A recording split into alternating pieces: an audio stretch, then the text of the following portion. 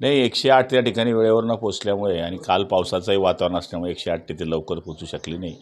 पण कलेक्टरांना मी आदेश केल्यामुळे कलेक्टर त्या ठिकाणी पोचलेले होते. पण तरीसुद्धा त्या प्रकरणाची चौकशी करू आणि जर त्या ठिकाणी कोणत्या कारणास्तव गाडी पोचली नाही आणि का रुग्णाला लवकर मदत झाली नाही याची चौकशी केल्यानंतर जर दोषी असेल तर कारवाई करू.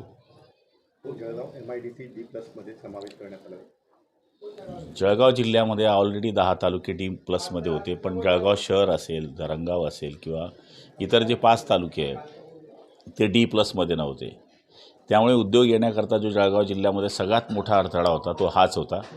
काल सगळे आमदार महोदय आणि सगळे खासदार त्या ठिकाणी उपस्थित होते आणि सगळ्यांच्या एकजुटीमुळे काल या ठिकाणी D+मध्ये आपल्या जिल्ह्याचा समावेश झाला, ज्याच्यामुळे उद्योग येण्याकरता सुकर मार्ग आता जळगाव जिल्ह्याकरता झालेला आहे.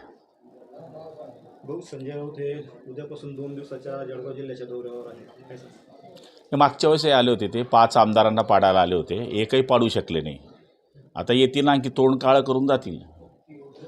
गांधी तीर्थ निसर्गाच्या सानिध्यात महात्मा गांधींच्या जीवनावरील जगातील पहिले मल्टीमीडिया म्युझियम. आजच भेट द्या. गांधी तीर्थ, जैन हिल्स, जळगाव. अधिक माहितीसाठी www.gandhifoundation.net वर व्हिजिट करा.